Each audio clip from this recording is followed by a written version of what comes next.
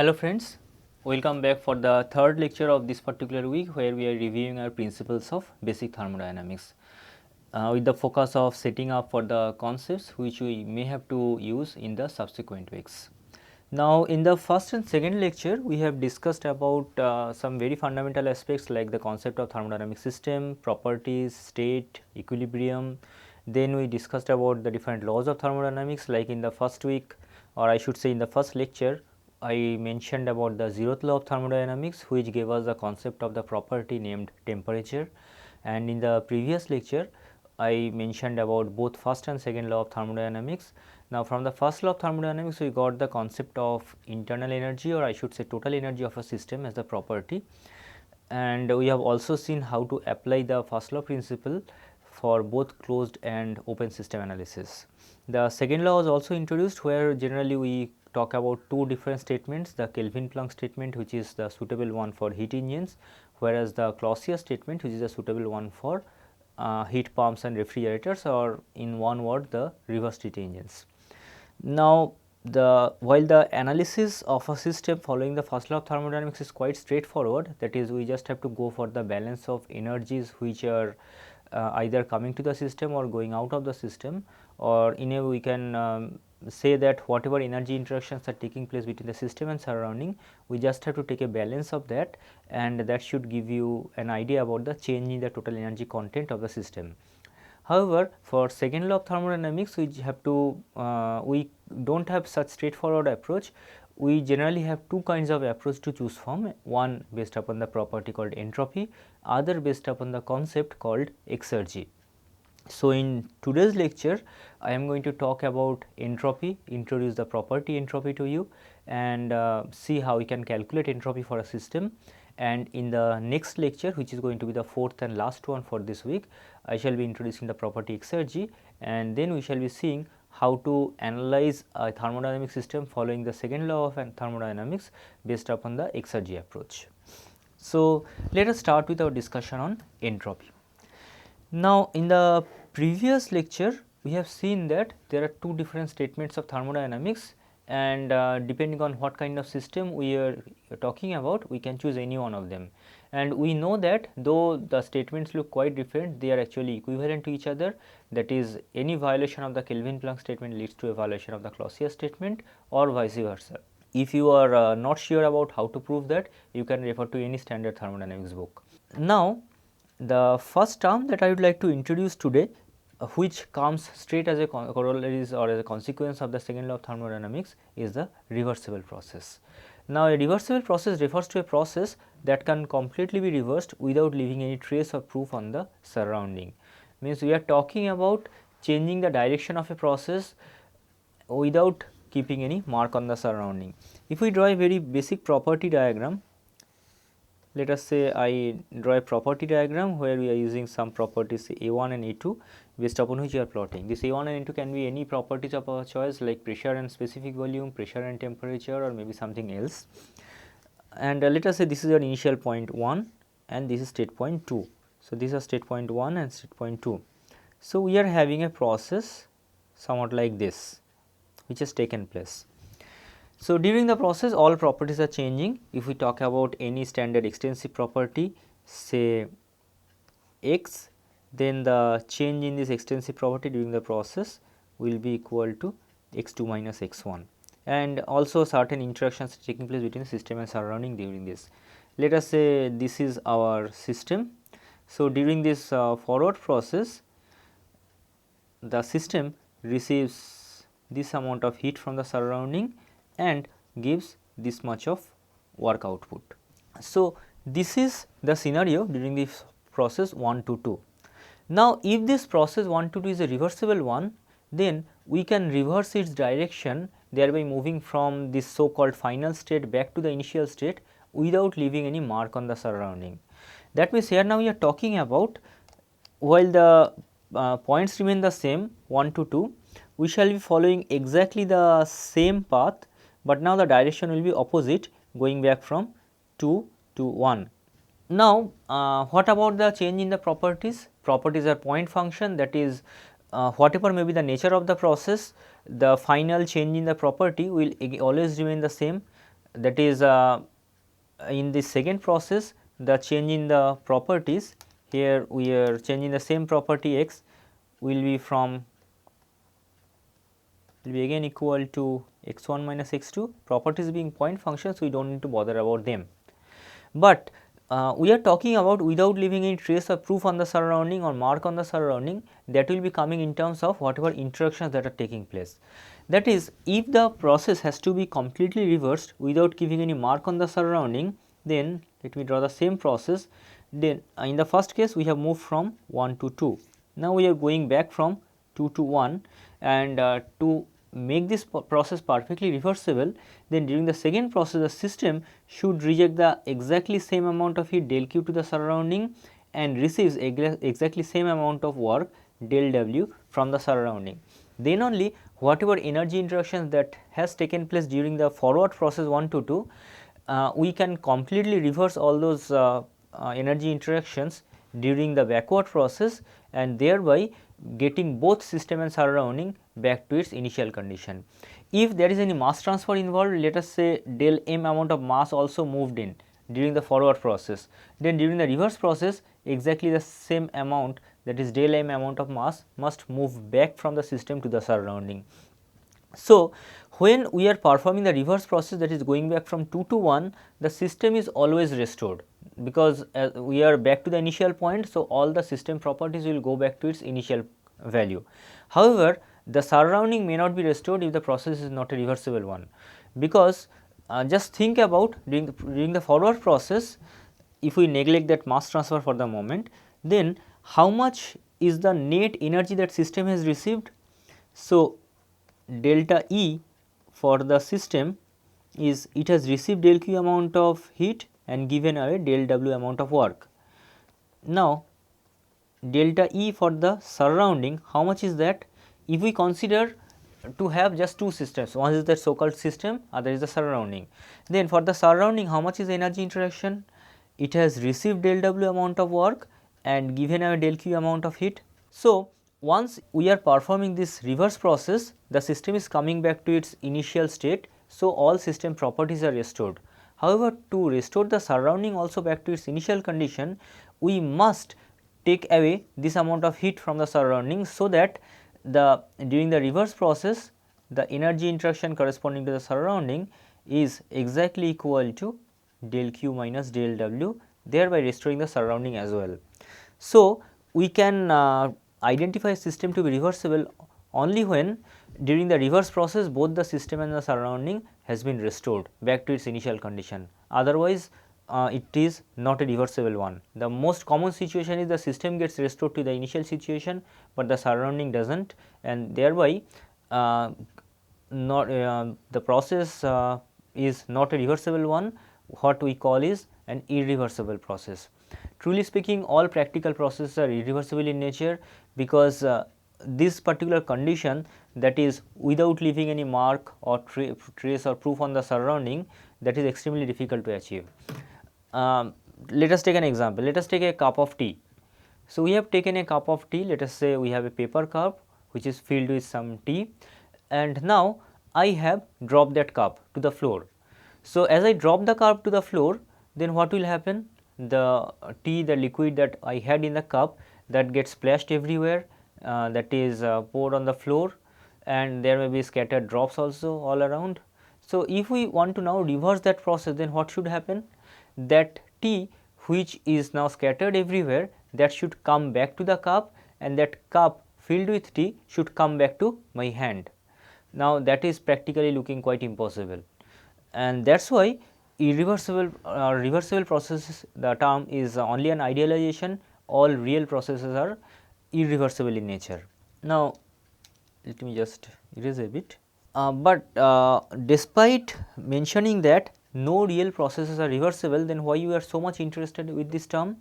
Because it can be proved that, and you must have learned that in your basic thermodynamics, that whenever a heat engine is undergoing a reversible process, then it is expected to produce the highest possible work output among all the engines operating between the same two reservoirs.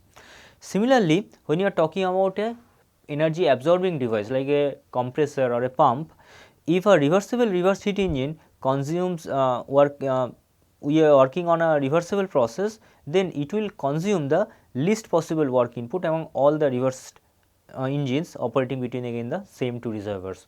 So, once we fix up the two reservoirs, that is the upper and lower temperature limits of the operation, then for a reversible heat engine we are going to get the maximum possible work output, and from a reversible heat pump or refrigerator we need to provide the minimum possible work input.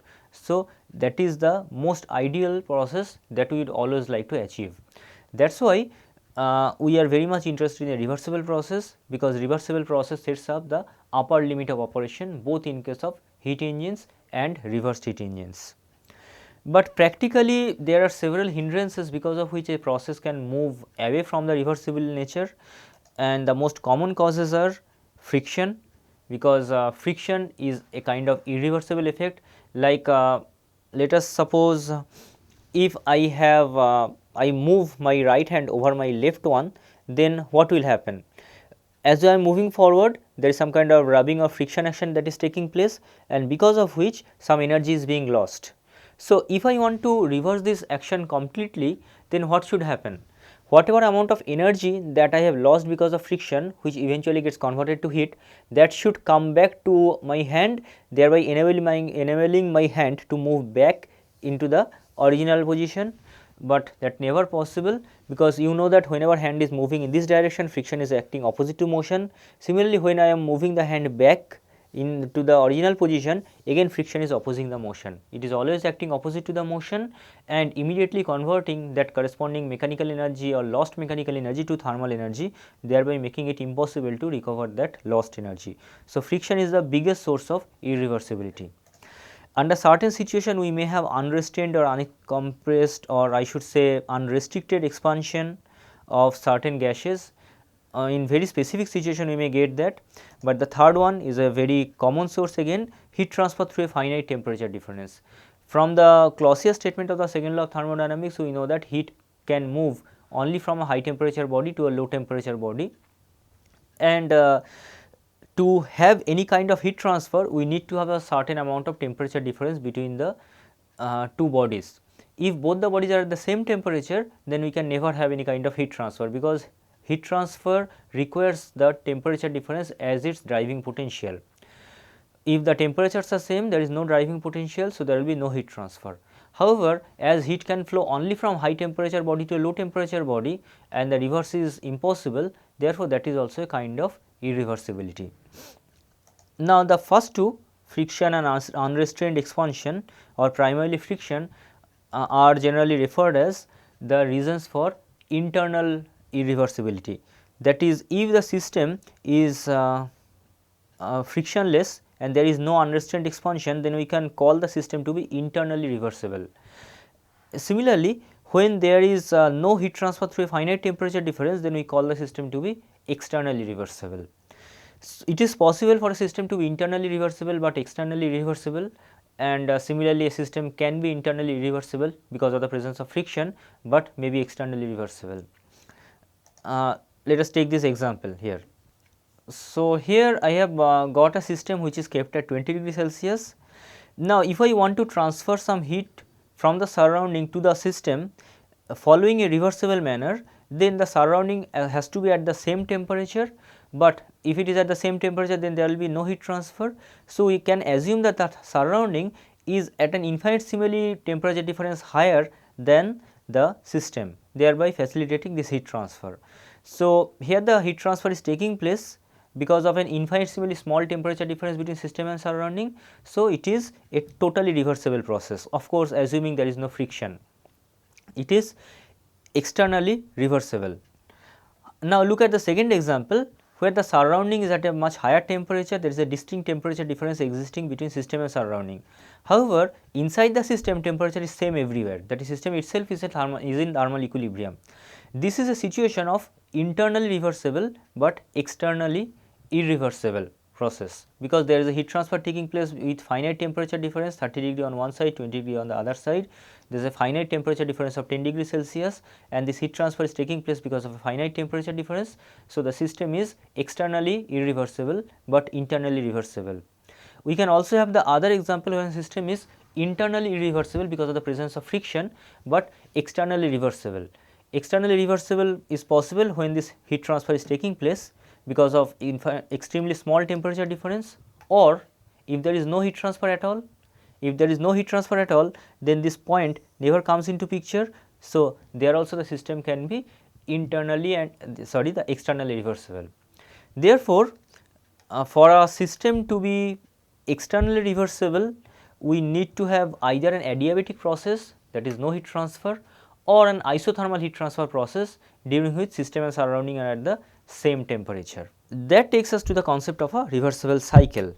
Practically all power producing or power consuming systems has to work on certain cycle, so that they can keep on repeating the same action over a long period of time. And as we are going to get the largest possible work output from a reversible process, so a cycle which works only using reversible reversible processes is expected to give the largest possible work output, and that is the interest of talking about a reversible cycle. So, a cycle is called reversible if all the constituent processes are reversible in nature, that is they are frictionless and none of the processes involve heat transfer with finite temperature difference. The most common cycle that we talk about as a reversible one is a Carnot cycle, which is again an idealization, but it is possible to have any other kind of reversible cycles also. In a Carnot cycle, we generally consider 4 processes to constitute the cycle. Process number 1, which is from this process or point 4 to 1, this is an adiabatic process and frictionless adiabatic process. So, during this process it is frictionless, so internally reversible, and also adiabatic, so externally reversible. Therefore, this 4 to 1 is an perfectly reversible process or totally reversible process. Next process 1 to 2, 1 to 2 is refers to an isothermal heat addition process. So, QH amount of heat gets added to the system during which its temperature remains constant at TH. 2 to 3 is again an adiabatic process during which the temperature reduces from this high temperature TH to low temperature TL, and 3 to 4 another isothermal heat rejection process. So, the first process is an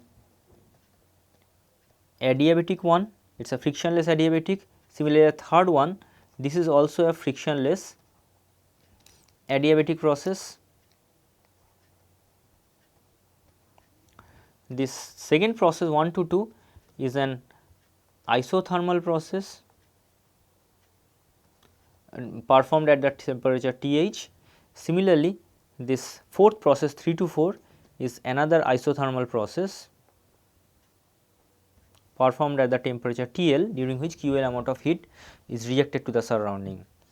So, this is how we talk about a Carnot cycle. Now, in a Carnot cycle, then how we can calculate the efficiency of the cycle? So, we know that efficiency for any heat engine can be written as net work output by heat input, or I should say cyclic integral of del Q. Now, cyclic integral of del W can be written as cyclic integral of del Q by QH. So, QH is the amount of heat added to the system and QL is the amount of heat rejected, that is 1 minus QL upon QH, which is true for any heat engine. Now, somehow we have to establish a relation between this QL upon QH to this TL upon TH, and then only we can represent the efficiency of this Carnot cycle in terms of temperatures only. And in this context, couple of Carnot principles comes into picture. The first Carnot principle says that the efficiency of an irreversible heat engine is always lesser than the same for a reversible heat engine operating between the same two reservoirs. Means, suppose if we decide two reservoirs, one at temperature TH and another at temperature TL, and a heat engine operating between the two, getting suppose QH amount of heat from the high temperature body, rejecting QL to the low temperature body and producing W amount of work. Then it is saying that once we have fixed up these two reservoirs, then whatever may be the nature of this heat engine, whatever may be the magnitude of QH, W and QL, the efficiency of any reversible heat engine working between these two reservoirs will always be greater than any irreversible heat engine. That is, a reversible heat engine which is going to give you the maximum possible efficiency. Second Carnot principle talks about the efficiency of all reversible heat engines operating between the same two reservoirs are the same. Means, again we are fixing up two reservoirs, one at temperature Th, other at temperature Tl. Now, we are talking about two engines, both are reversible in nature. So, engine 1 is giving you W amount of work output, engine 2 is giving W2 amount of work output. Both 1 and 2 are reversible in nature, but they are having different kinds of heat interaction producing different amount of work. Now, the second Carnot principle says that efficiency of 1 and efficiency of 2 has to be equal, and this way whatever may be the nature of the reversible cycle, as long as that is reversible, that efficiency will be always the same. What does that indicate? So, once we specify the two end temperatures, the efficiency does not change. Whatever may be the magnitude of heat drawn by the system or whatever may be the working fluid, you will always get the same efficiency.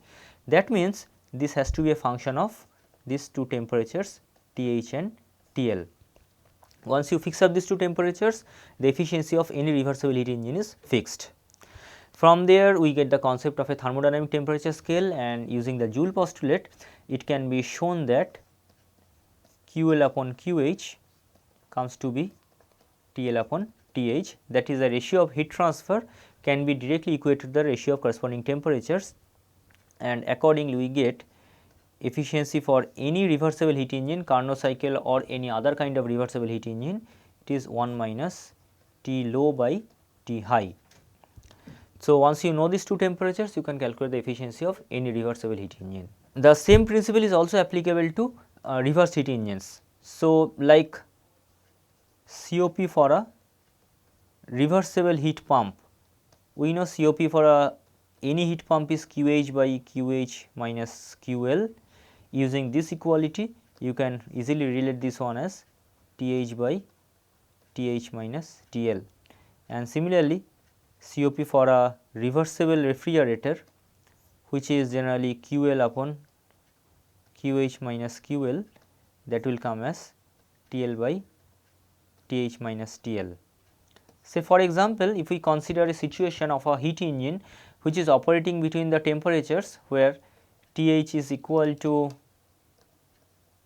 1000 Kelvin and TL is equal to 300 Kelvin, then without knowing anything else, we can say that the efficiency of this reversible heat engine or the maximum possible efficiency following this principle, once we have fixed up these two temperatures, the maximum possible efficiency any heat engine can give is 1 minus TL upon TH, that is 1 minus 300 by 1000, that is 0.7. So, that is the maximum possible efficiency a heat engine operating between these two temperatures can give you. If the engine is a reversible one, you are going to get the 70% efficiency. If the engine is an irreversible one, your efficiency will be much lesser.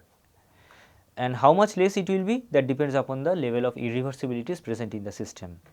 Similarly, if we talk about the example of a refrigerator. So, I give you a refrigerator which is operating between the temperatures. On the lower side, the temperature is say 280 Kelvin, on the higher side the temperature is 300 Kelvin.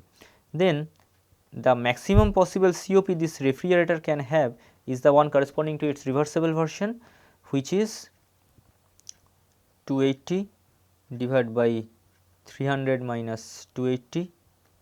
So, 280 divided by 20, that is equal to 14.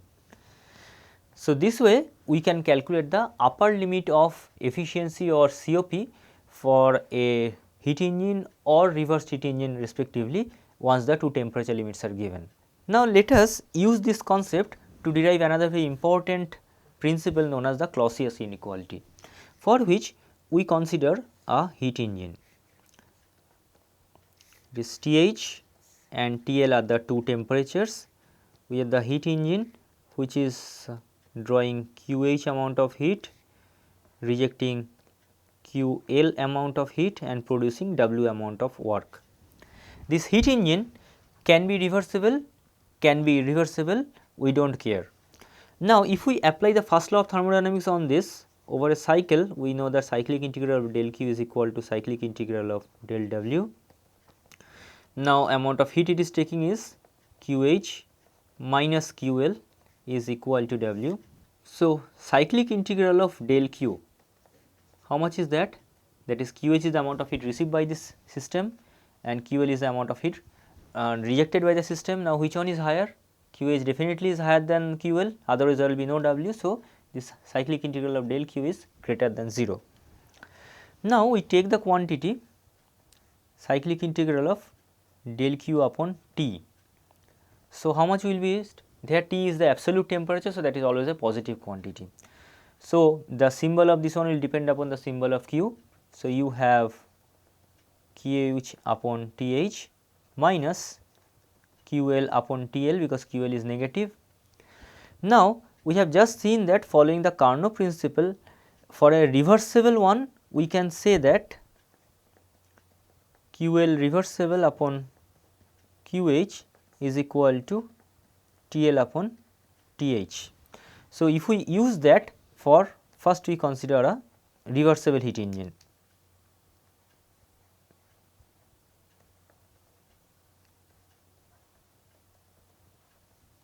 So, reversible means we are indicating QL as QL reversible. Then using this particular principle, we can write that by rearranging them, we can write QH upon TH will be equal to QL reversible by TL, which gives us the cyclic integral of del Q by T for a reversible situation to be equal to 0. Okay. Now, we take an irreversible heat engine.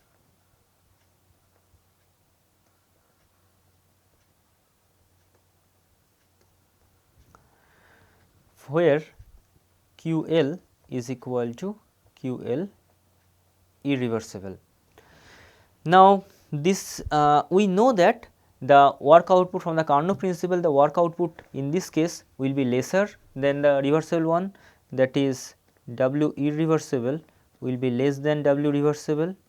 If QH remains the same, that means that QL irreversible has to be greater than QL reversible, that is larger fraction of heat will be rejected, only lesser fraction will be converted to work. So, if we take now QH by TH minus QL irreversible by TL, we can write this one as QH can be converted to, using this principle, can be converted to QL reversible by TL minus QL irreversible by TL. Sorry, I should have put an equal to sign here. So, I am taking 1 by TL out of this, QL reversible minus QL irreversible. Now, here we have seen that QL irreversible is greater than QL reversible. So, this quantity is less than 0. That means, this cyclic integral of del Q by T for an irreversible situation is less than 0. So, if we combine this particular one for a reversible one and this particular one for an irreversible one, then together we can write cyclic integral of del Q by T for any heat engine is less equal to 0, where the equality holds for an reversible one, which is the limiting case. It is possible to prove the same thing for an heat pump cycle also. Only for a heat pump you are going to get, for a, if this particular situation we have derived for a heat engine, if we do the same thing for a heat pump, you are going to get cyclic integral of del Q less than 0. However, cyclic integral of del Q by T will continue to be less equal to 0. Therefore, we can conclude that for any kind of system, heat engines or reverse heat engines, reversible or irreversible, we can always write cyclic integral of del Q by T is less equal to 0. This is called the Clausius inequality, which sets up with us with the concept of entropy. So, to discuss the concept of entropy, let us briefly consider again a property diagram where we move from a point 1 to 2 following this particular process A, and then we go back from 2 to 1 following the process B. Let us say this is a reversible cycle, that is both A and B are reversible processes. Then following Clausius inequality, we have just derived that cyclic integral of del q by t for a reversible cycle will be equal to 0. That means integral 1 to 2 following A del q by t plus integral 2 to 1 following B del q by t will be equal to 0.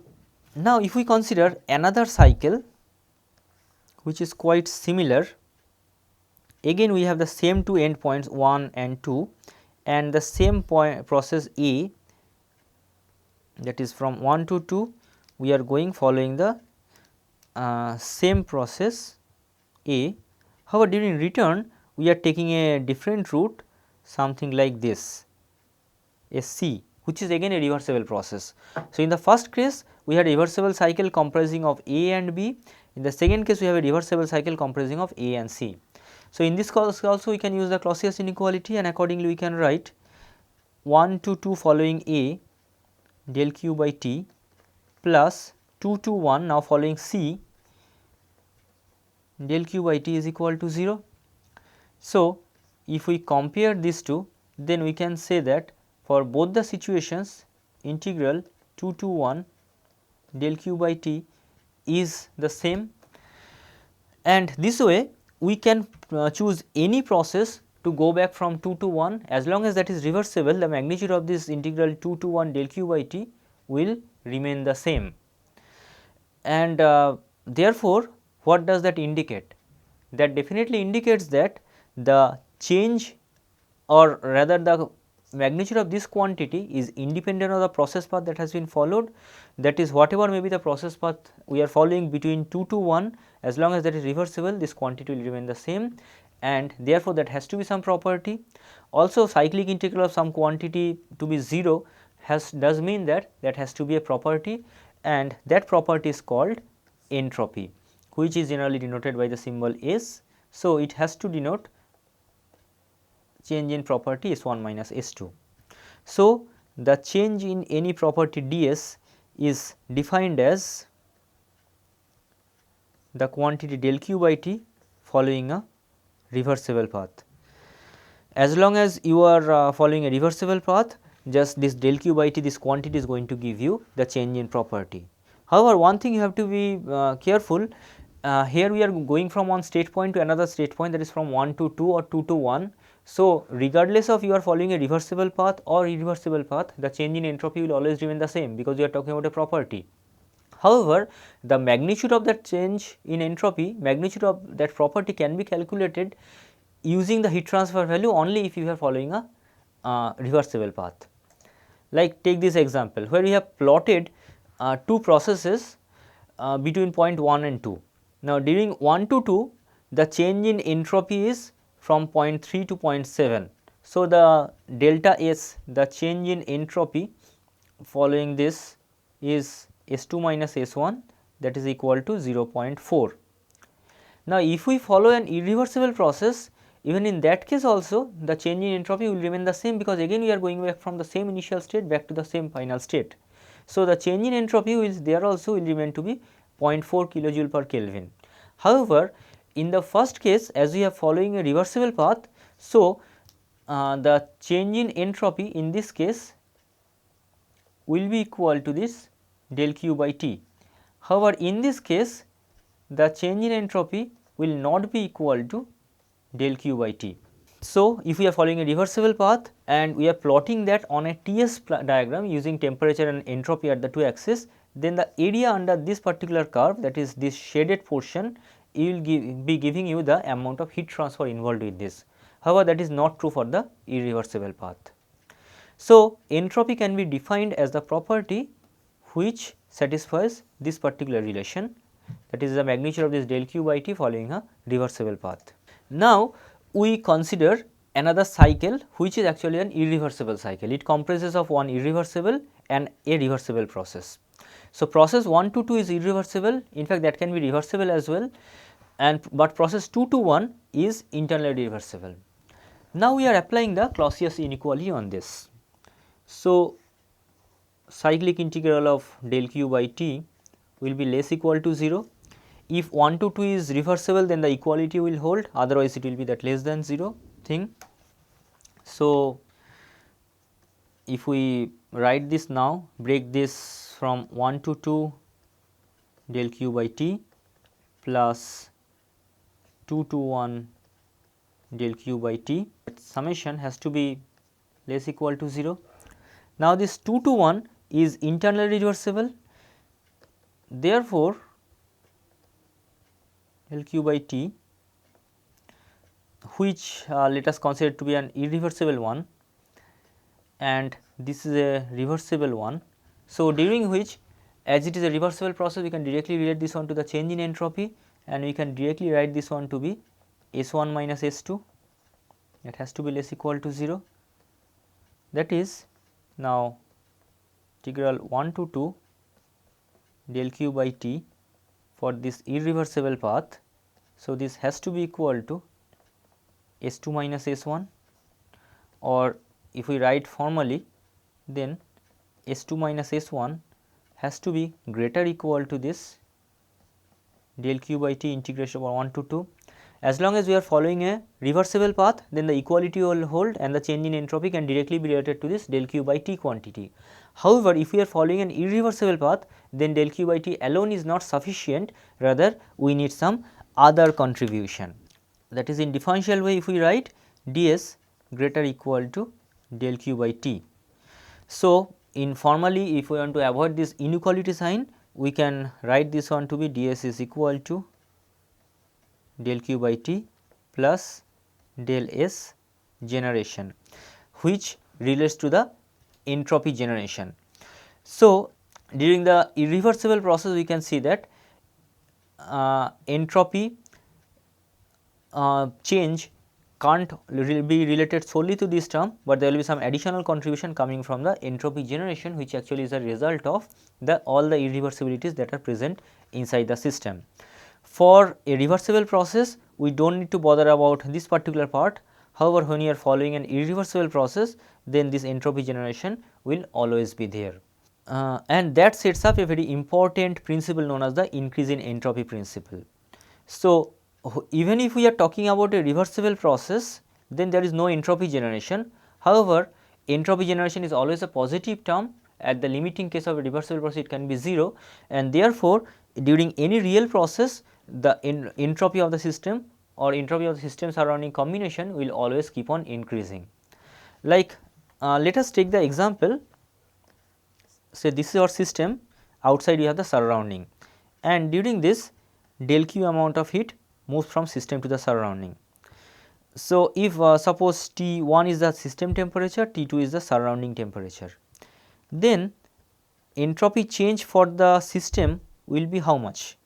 It will be equal to del q by T1 plus entropy generation for the system, and entropy change for the surrounding will be del q by T2 plus del S generation for the surrounding.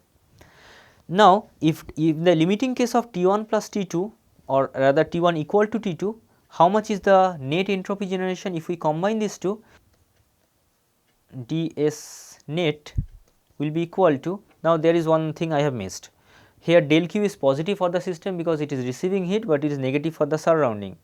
So, the net entropy generation or net entropy exchange here is del q into 1 by T1 minus 1 by T2 plus del S generation for the system plus del S generation for the surrounding.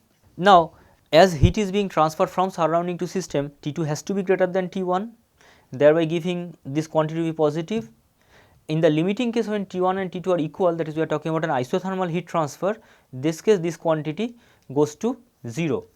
However, this entire quantity is always positive, and thereby this net change in entropy is greater than 0.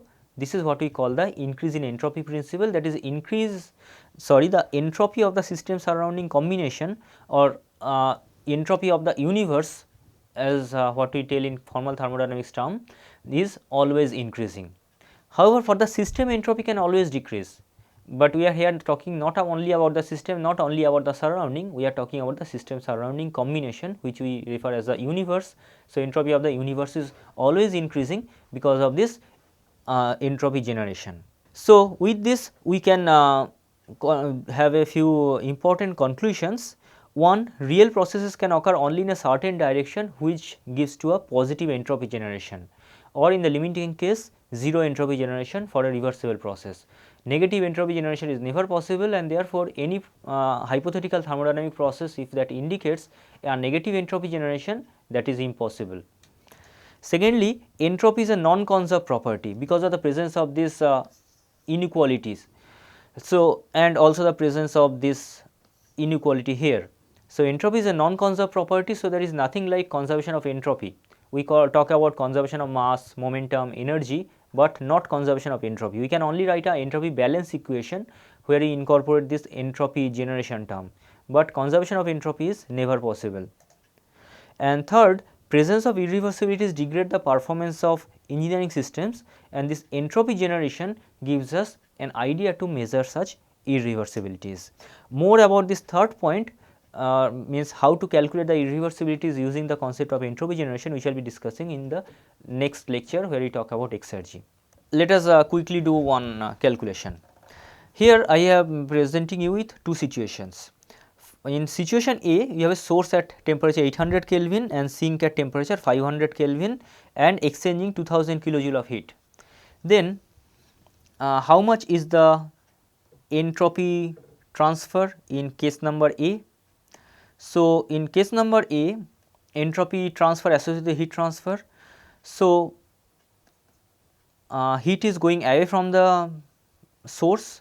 So, it will be minus del q by T source plus del q by T sink because it is receiving heat.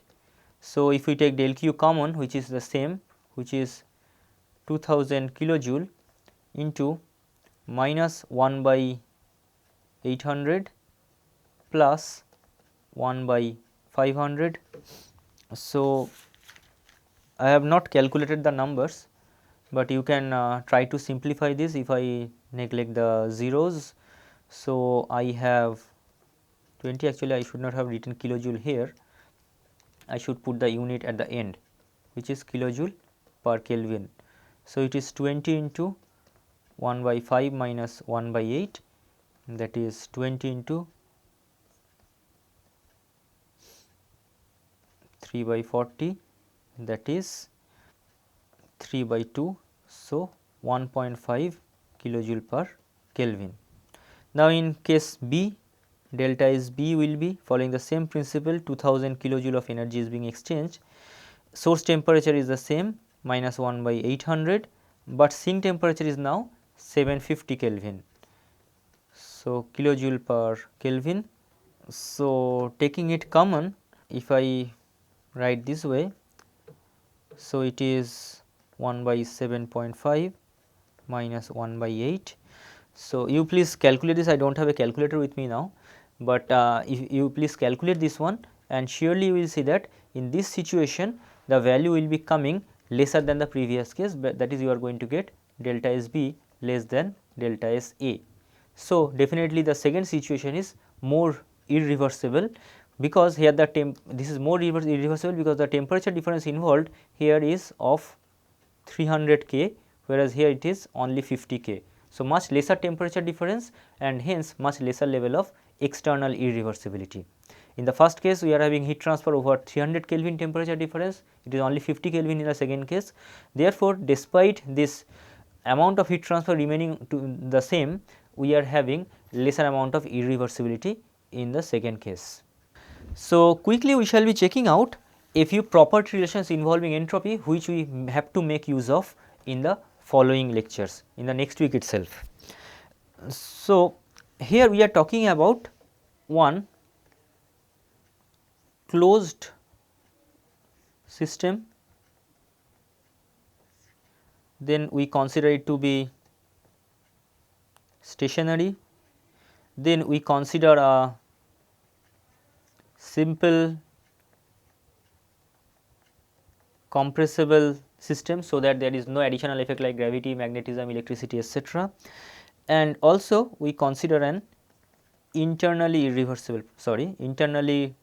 process. So now if we write the first law of thermodynamics for this, we can write du, because it is a stationary system. What I have written here, okay, let me correct this, Tionary. So du is equal to del q minus del w. Now from the definition of entropy, as we are dealing with an internally reversible process, so del q can be written as T ds, and as we are talking about a simple compressible substance, so del w can be written as P dV. That is, we can write let me write this way, we can write T ds is equal to du plus P dV, or dividing everything by mass, we can write T d small s is equal to d small u plus P d small v. This is called the first TdS equation or the Gibbs equation. Again we know that H is equal to u plus Pv, or dH is equal to du plus P dV plus V dP.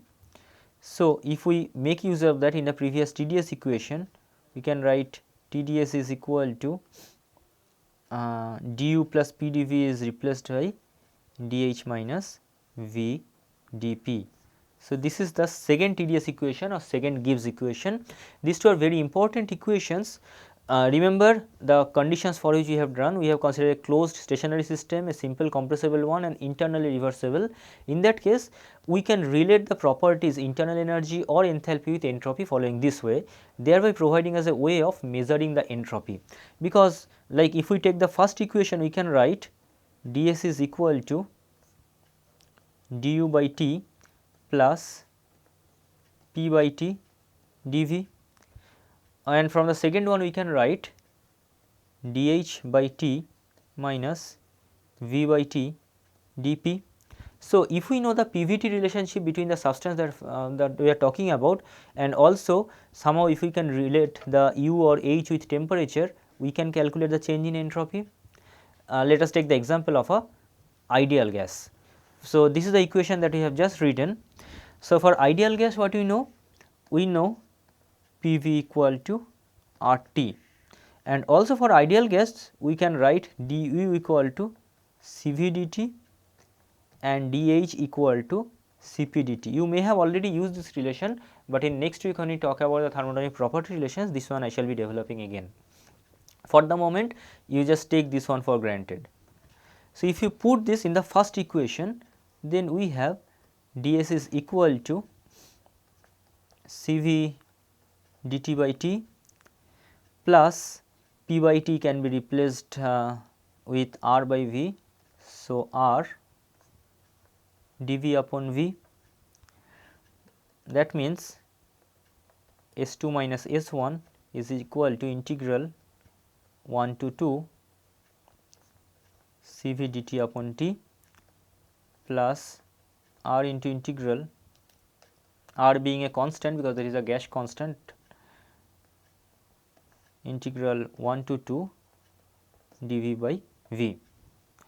Similarly, from the second equation we can write ds is equal to Cp dt by T minus R, V by T can be replaced by P dP by P, which gives us the second equation S2 minus S1 is equal to integral 1 to 2 Cp dt by T minus R 1 to 2 dP by P.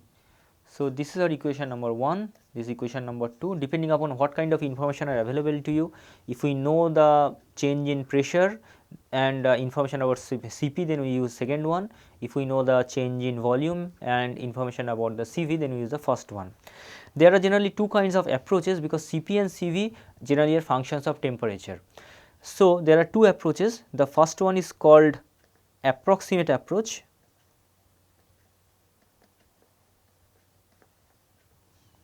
in approximate approach we consider an average value of Cp and Cv and proceed accordingly.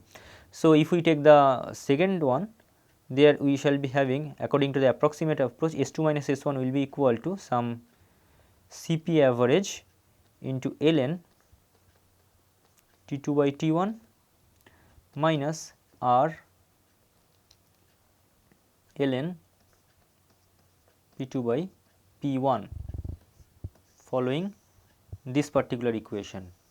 And the second approach is exact approach, where we consider the temperature dependence of Cp while performing the integration, and in that case we represent this S2 minus S1 as S2 naught minus S1 naught minus R ln P2 upon P1, where this S naught at any particular temperature is defined as integral absolute 0 temperature to T Cp dt by T. So, once you know Cp as a function of T, maybe a polynomial equation, maybe some other form, you can perform this integration and integrate it from 0 to capital T to get the value of S1 naught and S2 naught. Thankfully, standard values of this S naught are available for different temperature levels in any standard textbooks. You can refer to the appendix of your textbooks, the book of Sengelbos or the book of Sontag, you will have the table of this S naught. So, to round up the day, we shall be checking one case where we make use of this entropy calculation following both exact and approximate approach. So, our situation is air is compressed from an initial state to a final state. So, we are given with P1 equal to 100 kilopascal, T1 equal to 290 Kelvin.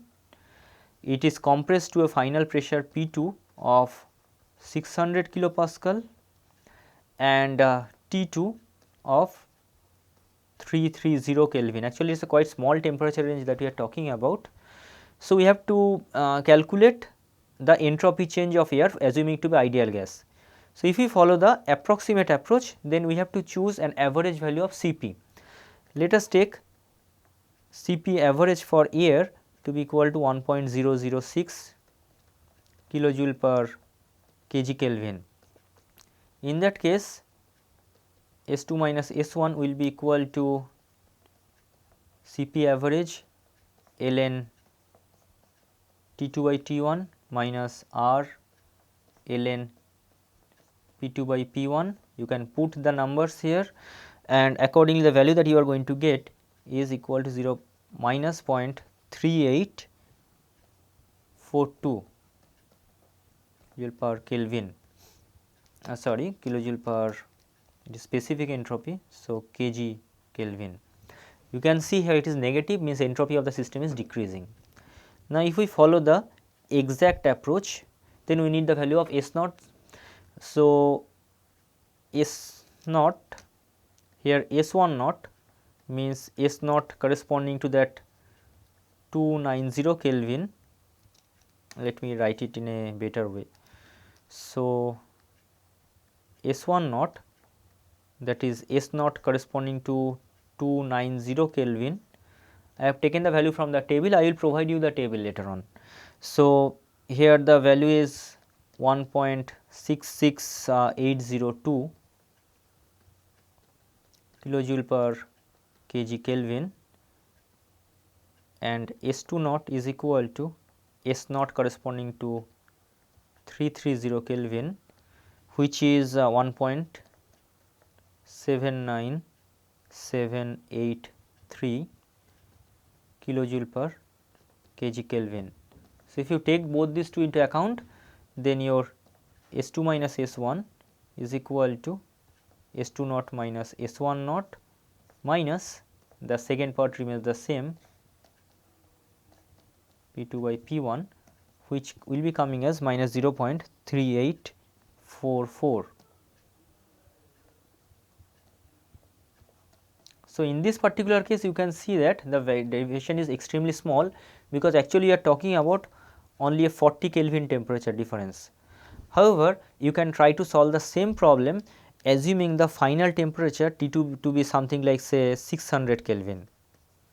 Try to solve the same problem using this, and you will find that approximate approach and exact approach are giving widely different result.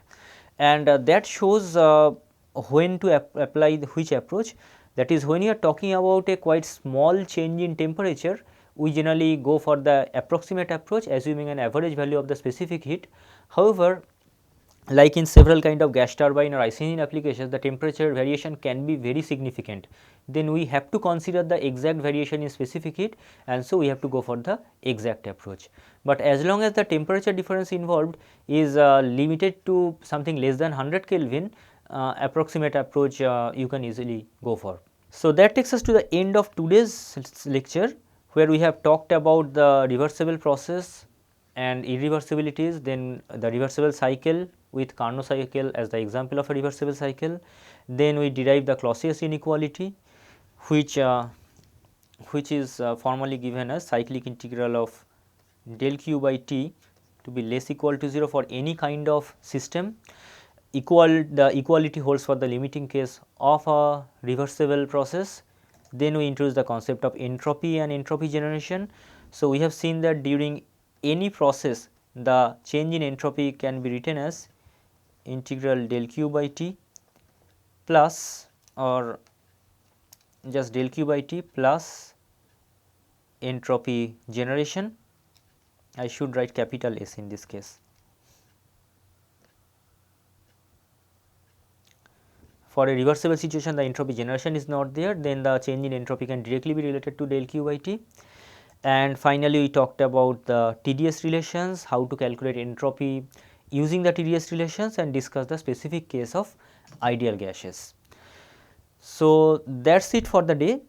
In the final lecture of this week, I shall be talking about the concept of exergy and available work, where we shall be using this concept of entropy calculation, TDS relations probably, and also the irreversibility calculations to get a complete second law analysis of both closed and open systems.